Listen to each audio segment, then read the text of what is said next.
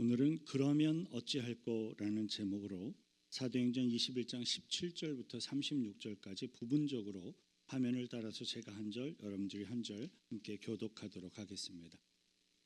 17절부터 한 절씩 교독합니다.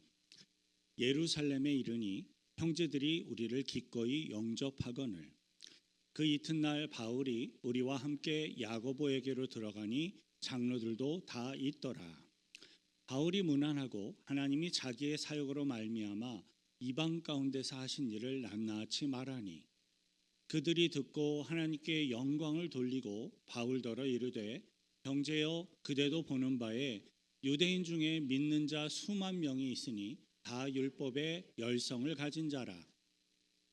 내가 이방에 있는 모든 유대인을 가르치되 모세를 배반하고 아들들에게 할례를 행하지 말고 또 관습을 지키지 말라 한다 함을 그들이 들었도다. 그러면 어찌할꼬 그들이 필연 그대가 온 것을 들으리니 우리가 말하는 이대로 하라. 서원한 네 사람이 우리에게 있으니 그들을 데리고 함께 결례를 행하고 그들을 위하여 비용을 내어 머리를 깎게 하라. 그러면 모든 사람이 그대에 대하여 들은 것이 사실이 아니고 그대도 율법을 지켜 행하는 줄로 알 것이라. 그 이래가 거의 참에 아시아로부터 온 유대인들이 성전에서 바울을 보고 모든 무리를 충동하여 그를 붙들고 온 성이 소동하여 백성이 달려와 모여 바울을 잡아 성전 밖으로 끌고 나가니 문들이 곧 닫히더라. 이는 백성의 무리가 그를 없이 하자고 외치며 따라가미러라. 아멘.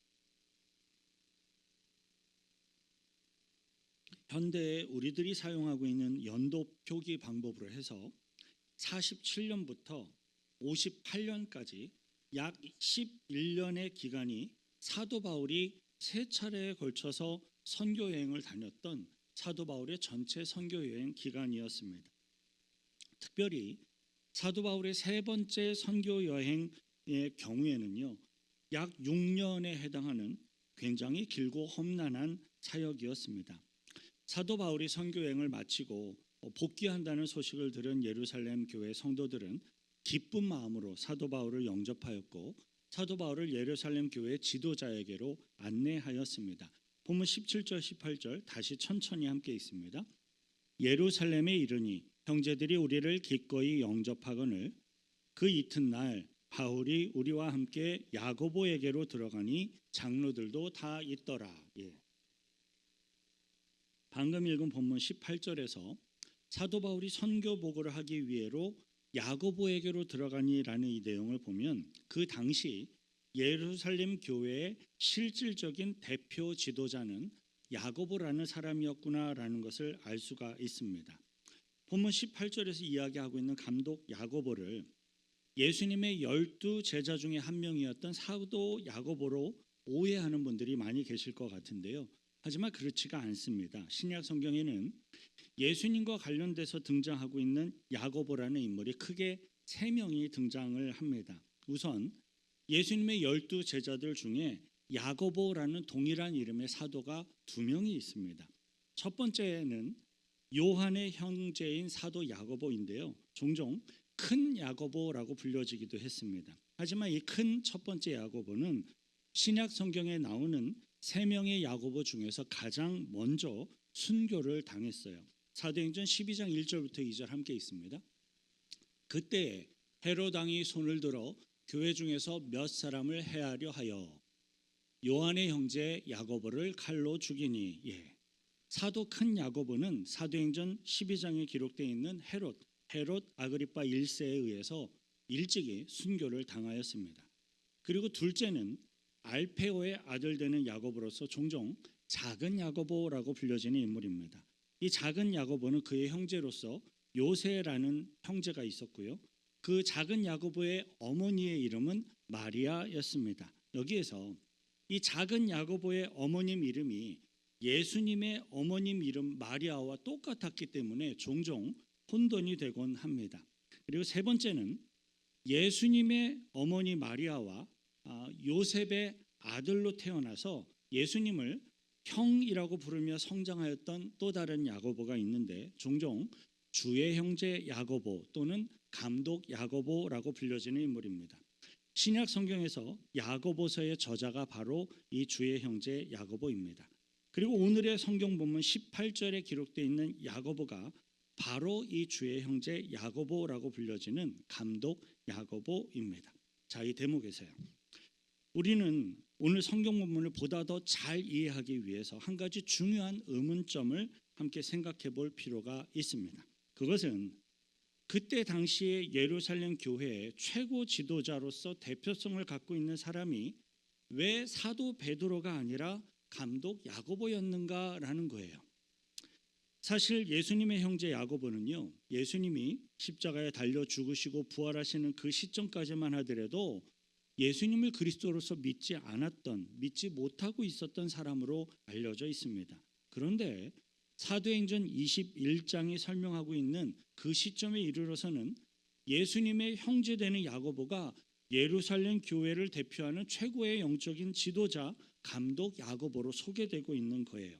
물론 예수님의 형제되는 감독 야고보는 우리 기독교 전체의 역사 가운데 굉장히 큰 업적을 인정받을 만한 위대한 영적인 지도자임이 매우 분명합니다. 하지만 예루살렘 교회의 대표자가 사도 베드로가 아니라 감독 야고보가 된 것은 굉장히 놀라운 변화였습니다. 예루살렘 교회에 나타난 이 큰 변화는 예루살렘 교회가 세워진 이후로 약 25년의 세월이 흘러오는 동안에 진행된 다양한 사건들과 예루살렘 교회의 영적인 흐름에 큰 변화가 있었기 때문이었습니다. 오늘 설교 제목으로 소개드린 내용이 조금 특이했는데요. 그러면 어찌할꼬라는 이 표현은 오늘의 본문 22절에 기록된 내용으로서 예루살렘 교회의 영적인 흐름의 변화를 상징적으로 잘 보여주는 것이기도 해요. 25년의 시간이 흐르는 동안에 나타나게 된 예루살렘 교회의 영적인 흐름의 변화를 이제 제가 아주 간결하게 정리해서 짧게 설명을 해 드리려고 합니다. 잘 집중해서 들으시길 바랍니다. 초대 예루살렘 교회에 성령 세례가 임한 이후에 급진적인 유대 지도자들의 기독교 박해가 시작이 되었고요. 스데반 성도가 첫 순교를 당하게 됩니다. 스데반의 순교 이후에 급진적인 유대 지도자들은 사울이라는 인물을 앞장 세워서 기독교인들을 잡아다가 옥에 가두며 본격적인 핍박과 박해를 가하였습니다. 이에 12명의 사도들과 굉장히 소수의 성도들만 예루살렘에 남아서 교회를 지키게 되었고, 대다수의 많은 성도들은 유대인들의 핍박과 박해를 피하기 위해서 뿔뿔이 다른 지역으로 다 흩어지게 됩니다. 그리고 예수 그리스도를 믿는 기독교인들에 대한 핍박과 박해는 로마 정부의 정치적인 힘과 권세를 이 유대인들이 정치적으로 이용함으로써 점점점 더욱더 거세지게 됩니다.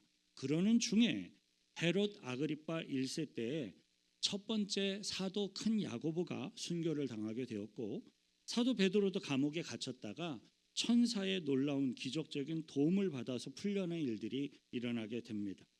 그때까지만 하더라도 사도 베드로는 예루살렘 교회 안에서 탁월한 영적인 지도자로서 인정을 받고 있었고, 내적으로는 모든 사도들을 포함한 교회의 지도자들 중에서 대표자로서의 입지가 매우 확고하였습니다. 그러는 중에 사도 베드로는 어느 날 하나님이 보여주시는 환상을 봐요. 하늘로부터 내려오는 보자기, 천으로 된 혹은 보자기였을 걸로 추정이 됩니다. 보자기가 내려오는 그 환상과 함께 이방인인 고넬료를 만나게 됨으로써 예수 그리스도의 십자가 구원의 복음에 대한 영적인 큰 각성과 큰 진리를 사도 베드로가 깨닫게 됩니다. 베드로는 이 이방인인 고넬료를 만나기 전까지는 예수 그리스도의 십자가 구원의 복음과 성령의 능력이 오직 이스라엘 사람들, 오직 유대인들에게만을 위하여서 주어진 것으로 인식하고 있었습니다. 하지만 유대인이 아닌 이방인인 고넬료와 그의 가족들과 고넬료의 친지들에게도 하나님의 성령 세례가 임하는 것을 직접 목격한 사도 베드로는 비로소 예수 그리스도의 구원의 복음이 이방인들과 유대인들을 전혀 차별하지 않는구나라는 사실을 비로소 깨달았습니다. 하지만 사도 베드로가 이방인들과 함께 이렇게 교제를 한다라는 소식을 듣게 된 예루살렘 교회의 유대인들은 이때부터 곱지 않은 시선으로 사도 베드로를 생각하게 돼요. 사도행전 11장 1절부터 4절 천천히 함께 읽습니다.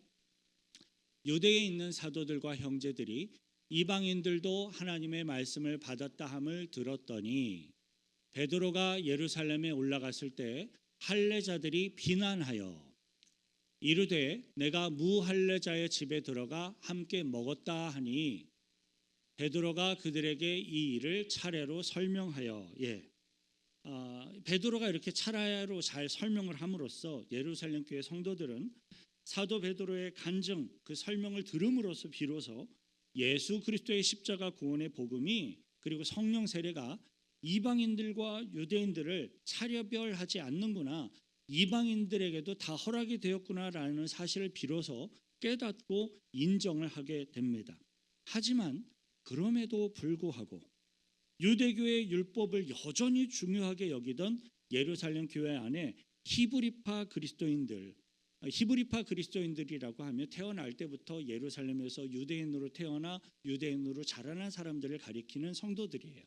헬라파 그리스도인들이라고 하면 유대인들의 혈통은 갖고 있지만 헬라 문화, 로마 문화의 지역에 가서 로마 문화 영향권에서 살아왔으나 예수 그리스도를 믿고 그리스도의 당이 그 교회 안으로 들어온 성도들, 혈통적으로는 유대인이지만 문화적으로는 헬라인의 습성을 갖고 있는 그리스도인들, 헬라파 그리스도인들이라고 합니다. 근데 예루살렘 교회 히브리파 그리스도인들로부터 이때부터 조금씩 사도 베드로의 영향력이 줄어들게 돼요. 사도 베드로의 설명에 따라 예루살렘 교회가 이방인들을 이제 그리스도의 성도들로, 그리스도 안에서 형제와 자매로 이렇게 받아들이기는 하였지만 내적으로는 히브리파 그리스도인들로부터 반발이 일어나고 균열이 일어나는 일들이 시작이 되고 있었던 거예요. 한참 시간이 지난 이후에 안디옥 교회가 세워지게 되고 안디옥 교회 안에 할례를 행해야 되냐 말해야 되냐 하는 할례 율법의 문제가 일어나게 되었는데 그걸 해결하기 위해서 예루살렘 교회가 최초의 공동의회로 모이게 되어 회의를 개최하게 되었습니다.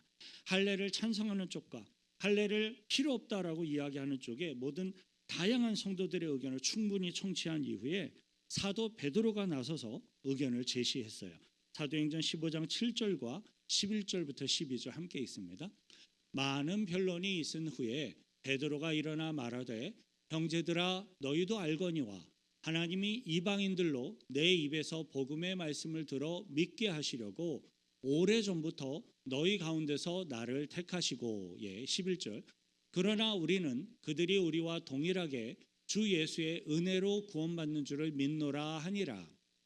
온 무리가 가만히 있어 바나바와 바울이 하나님께서 자기들로 말미암아 이방인 중에서 행하신 표적과 기사에 관하여 말하는 것을 듣더니 만일에 성령 세례가 임하였던 초창기 예루살렘 교회의 상황이었다면 사도들의 대표적인 사도 베드로가 나서서 이 정도로 설명을 하고 확고하게 선언을 하였다면 이미 결론이 나고 이미 결정이 나야 했습니다.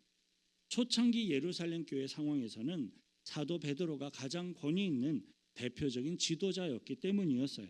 하지만 방금 저와 여러분들이 함께 읽은 본문 12절을 보면 예루살렘 교회 최초의 공동의회 회의에서 사도 베드로가 설명을 하였는데 그 설명에 대한 성도들의 반응이 별로 신통치가 않았어요.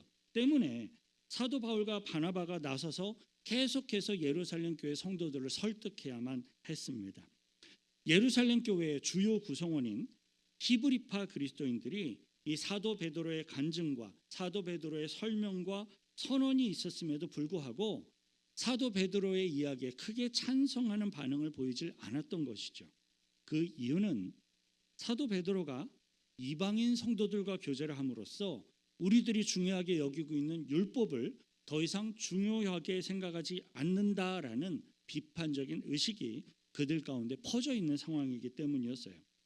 예루살렘 교회 최초의 공의회가 개최되었을 시점에는요 이미 급진적인 유대인들의 기독교 박해가 한참 진행이 된 이후이기 때문에 예루살렘 교회에는 이방인들과 또는 헬라파 그리스도인들이 이미 거의 대부분 다 다른 지역으로 피신을 해서 빠져나간 상황이었습니다. 따라서 예루살렘 교회 안에는 유대인들로부터 별로 박해를 당하지 않을 만한 그리스도인들, 즉 율법을 여전히 사랑하고 중요하게 여기며 율법을 지키고 있는 히브리파 그리스도인들이 대부분 예루살렘 교회에 남게 된 거예요. 이때부터 예수 그리스도를 믿는 성도들이지만 여전히 유대인들의 율법을 중요하게 여기는 히브리파 그리스도인들의 지지를 많이 받는 사람이 예루살렘 교회의 지도자로서 세워지게 되는 상황이 벌어집니다. 예수님의 형제 야고보는 예수 그리스도의 부활하심 이후로 회개하고 믿어서 그리스도인이 된 것으로 잘 알려져 있습니다. 그런데 이 예수님의 형제 야고보는 모든 사람들이 볼 때 너무나도 진실하게 유대인의 율법을 지키며 진정 거룩한 삶을 추구할 뿐만 아니라 예수 그리스도를 잘 믿는 존경받는 진정한 크리스천이었습니다. 히브리파 크리스천들이 주류를 이루게 된 예루살렘 교회에서는 자연스럽게 예수님의 형제되는 야고보가 점차 지도자로 인정받으며 세워지게 되었어요. 그래서 최초의 예루살렘 공동회 회의는요, 예수님의 형제되는 감독 야고보의 추가적인 설명 그리고 감독 야고보의 선언, 최종적인 결론으로 인하여 공동회가 폐하게 됩니다. 결정되게 돼요. 사도행전 15장 28절 29절 함께 있습니다. 성령과 우리는 이 요긴한 것들 외에는 아무 짐도 너에게 지우지 아니하는 것이 옳은 줄 알았노니 29절 우상의 제물과 피와 목매어 죽인 것과 음행을 멀리할지니라 이에 스스로 삼가면 잘 되리라 평안함을 원하노라 하였더라. 이 본문을 제가 쉽게 설명을 해본다면 이방인 크리스천들 그들은 할례를 받지 않아도 되지만 가장 보편적이고 가장 기본적인 유대인들의 율법을 지킴으로써 거룩한 기독교인의 삶을 다 추구해야 한다라고 이야기한 것입니다. 이 최초의 예루살렘 공회가 열리고 이 감독 야고보가 이 결정을 한 이후에 급진적인 유대인들의 기독교 박해는 더욱더 정말로 심각한 상황에 이르게 되었고요. 급기야 사도 베드로는 예루살렘을 잊지를 못하고 예루살렘을 떠나서 로마에 가서 사도 베드로가 복음 사역을 하게 되었습니다. 그리고 예루살렘 교회는 핍박이 심해질수록 점점 더 유대인들의 율법을 중요하게 여기며 귀하게 여기고 지키고 있는 히브리파 크리스천들로 점점 다 가득 채워지게 되었고 예수님의 형제 야고보는 교회의 대표인 감독의 지위를 맡게 됩니다. 자, 유대인들의 박해가 극심한 예루살렘 교회가 점차 히브리파 유대인들 크리스천들로 채워지고 그들이 주류가 된 것은 당연한 것이었고요. 어찌 보면 전략적으로도 바람직한 것이기도 하였습니다. 하지만 저와 여러분들이 전략적으로 바람직합니다라고 이야기할 수 있는 이것은 어디까지나 예수 그리스도의 유일한 구원의 복음인 십자가 구원의 복음의 이 테두리 안에서만 허용될 수 있는 것을 우리는 잊지 말아야 하겠습니다. 사도 바울이 1차 전도여행, 2차 전도여행, 3차 전도여행을 모두 다 마친 이후에 예루살렘 교회에 이제 선교 보고를 하러 왔을 그 시점에는요. 예루살렘 교회 성도들이 복음의 테두리를 벗어날 수도 있는 율법주의자가 점점점 되어가고 있는 그런 위기의 상황에 처한 상황이었습니다. 그것이 바로 오늘 저와 여러분들의 성경 본문에서 보여주고 있는 예루살렘 교회의 상황이에요. 자, 예루살렘 교회 지도자 감독 야고보는 사도 바울의 선교 보고를 듣고 하나님을 찬양하며 하나님께 영광을 돌렸습니다. 하지만 동시에 예루살렘 교회 성도들로 인한 염려와 걱정을 사도 바울에게 이야기를 합니다. 오늘의 본문 20절부터 22절 함께 읽습니다. 그들이 듣고 하나님께 영광을 돌리고 바울더러 이르되 형제여 그대도 보는 바에 유대인 중에 믿는 자 수만 명이 있으니 다 율법의 열성을 가진 자라. 내가 이방에 있는 모든 유대인을 가르치되 모세를 배반하고 아들들에게 할례를 행하지 말고 또 관습을 지키지 말라 한다 함을 그들이 들었도다. 그러면 어찌할꼬 그들이 필연 그대가 온 것을 들으리니. 예수님의 형제되는 이 감독 야고보는 예수 그리스도의 복음을 믿고 구원받은 진정한 성도로서 자기 스스로 거룩한 삶을 추구하기 위해서 성경이 이야기하고 있는 율법을 스스로 지키며 다른 이들에게도 권장을 하는 진정한 예수 그리스도의 제자였습니다. 하지만 그 감독 야고보가 목회하고 있는 예루살렘 교회의 히브리파 그리스도인들은 거룩한 삶을 추구하며 실천하기 위해서 성경의 율법을 지키는 게 아니었어요.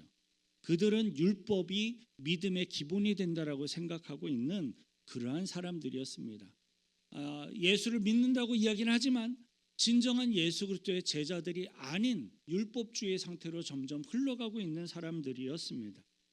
예수님의 형제되는 감독 야고보는 진실한 예수님의 제자였지만 그의 목양을 받는 예루살렘 교회 성도들은 어느새 또 다시 율법주의자들로 변해가고 있었던 겁니다. 그들은 예수 그리스도의 십자가 구원의 복음을 믿습니다라고 이야기하면서 그 믿는 것과는 별도로 유대인들의 율법을 필수적인 믿음의 요소로 같이 생각을 하면서 강조하고 강요하는 수준에 이른 그런 사람들이었습니다. 이 예루살렘 교회의 그러한 영적인 문제점을 잘 인식하고 있었던 감독 야고보는 사도 바울에 대한 예루살렘 교회 성도들의 평가 그리고 생각을 염려하면서 걱정을 할 수밖에 없었어요. 그 염려와 걱정을 표현하고 있는 것이 바로 오늘의 본문 22절에 그러면 어찌할꼬라는 내용입니다. 저는 개인적으로요. 그러면 어찌할꼬라고 이 사도 바울을 염려하며 걱정하고 있는 이 감독 야고보의 안타까운 마음과 또 예루살렘 교회가 당하고 있는 유대인들로부터의 핍박, 그 박해의 어려운 상황을 저는 충분히 이해가 됩니다. 하지만 그럼에도 불구하고 예루살렘 교회 대다수 성도들이 믿는 사람들이 아니라 마치 율법주의자들처럼 변해가고 있는 그 상황은 결코 방치하면 안 되는 심각한 영적인 죄악의 요소임이 매우 분명한 것입니다. 저는 이 대목에서요. 그 당시에 예루살렘 교회에서 유대교의 박해를 견뎌내면서도 그곳에서 떠나지 않고 목회를 하고 있었던 감독 야고보에 대해서 함부로 평가하거나 폄하하고 싶지는 않습니다. 왜냐하면 박해가 극심하고 핍박이 가장 심각한 유대교의 본거지인 예루살렘에서 한 복판에서 그곳에서 예수 그리스도의 복음을 증거하며 교회 공동체를 유지하고 있는 것 자체가 아무나 할 수 있는 것이 아니기 때문입니다. 어쩌면 이 감독 야고보는 그 히브리파 그리스도인들을 끝까지 포기하지 않고 예수 그리스도의 십자가 구원의 복음으로 인도하기 위해서 그가 할 수 있는 최선의 목회를 감당한 것으로 우리들이 이해해야 할 것입니다. 감독 야고보가 사도 바울에게 이렇게 제시하고 있는 전략적인 대안이라고 표현을 할게요. 이 제시하고 있는 이 전략적인 대안은 사실상 사도 바울에게 전혀 불필요한 것이었고요. 그리고 사도 바울이 전혀 원하지 않았던 율법을 지켜라라고 강권적으로 권장하며 강요하고 있는 것이었습니다. 그럼에도 불구하고 사도 바울은 그러면 어찌할꼬라고 염려하며 나름대로의 최선의 대안을 제시하고 있는 이 감독 야고보의 마음을 사도 바울이 충분히 이해함으로써 그것을 수락하게 됩니다. 사도 바울이 어떤 인물입니까? 할례 받으면 안 된다. 예수 믿고 구원받는 일에 할례 필요 없다라고 주장했던 사람이에요. 하지만 그러한 사도 바울이 히브리파 유대인들을 구원하기 위해서 본인이 직접 율법을 행하면서 율법을 행하는 사람들을 서포트하기까지 하는 거예요. 오늘 성경 본문을 보면 감독 야고보, 사도 바울이요. 이 전략적인 제안을 제시하고 용납을 함으로써 사도 바울이 필요 없지만 자신의 원치는 않지만 율법에서 이야기하고는 사도 바울이 결례를 행하게 되었고요. 그리고 예루살렘 교회 안에 4명의 유대인 크리스천들이 율법에 명령하고 있는 결례를 행하려고 대기하고 있는 그 사람들에게 사도 바울이 자신의 비용을 지원함으로써 결례를 행할 수 있도록 서포트하기까지 합니다. 오늘 성경 본문을 보면 이렇게까지 노력을 했어요. 감독 야고보도 사도 바울도 예루살렘 교회 그 히브리파 유대인들을 복음 전도하기 위해서 이렇게 노력을 하였지만 그들이 아무리 애쓰고 노력을 하여도 도무지 십자가 구원의 복음으로 인도할 수가 없는 사악한 사람들이 분명히 존재하고 있었습니다. 오늘의 본문 27절부터 28절, 35절부터 36절 함께 있습니다. 그 이래가 거의 참에 아시아로부터 온 유대인들이 성전에서 바울을 보고 모든 무리를 충동하여 그를 붙들고 외치되 이스라엘 사람들아 도우라, 이 사람은 각처에서 우리 백성과 율법과 이것을 비방하여 모든 사람을 가르치는 그자인데 또 헬라인을 데리고 성전에 들어가서 이 거룩한 곳을 더럽혔다 하니, 바울이 층대에 이를 때 무리의 폭행으로 말미암아 군사들에게 들려가니 이는 백성의 무리가 그를 없이 하자고 외치며 따라가미러라. 네. 사도 바울은 일찍이 하나님께서 여러 차례에 걸쳐서 예루살렘 가면 너 결박당할 거다, 너 감옥에 갇힐 거다 예언하고 예고하며 가르쳐 주셨는데요, 그거 그대로 결박당했고 끌려갔고 감옥에 갇히게 됩니다. 성도 여러분, 사도 바울은요 자신이 결박당할 걸 알았고 끌려갈 걸 알았고 감옥에 갇히게 될 걸 뻔히 알면서도 예수 그리스도의 십자가 구원의 복음을 증거하기 위해서, 전하기 위해서 예루살렘까지 나아왔음을 기억하시길 바랍니다.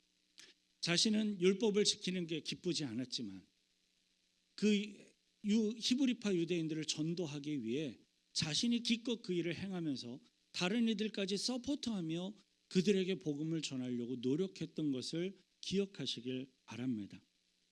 때로는요, 그러면 어찌할꼬라고 염려하며 결과가 뻔히 보여도 잘못될 걸 뻔히 알면서도 예수 그리스도의 복음을 증거하기 위해, 전하기 위해서 때로는 묵묵히 맡겨진 사명을 감당해야 될 때가 있다라는 것을 기억하시길 바랍니다.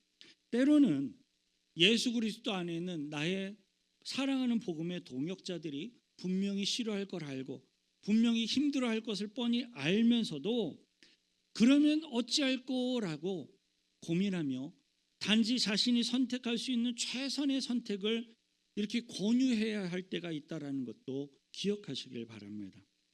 왜냐하면요, 예수 그리스도의 십자가 구원의 복음을 증거하는 영혼 구원의 사역은 반드시 희생과 헌신과 수고가 요구되는 고난의 길이기 때문입니다. 하지만 복음을 증거하는 우리 주의 백성들에게는 결코 고난만 있는 것이 아니지요.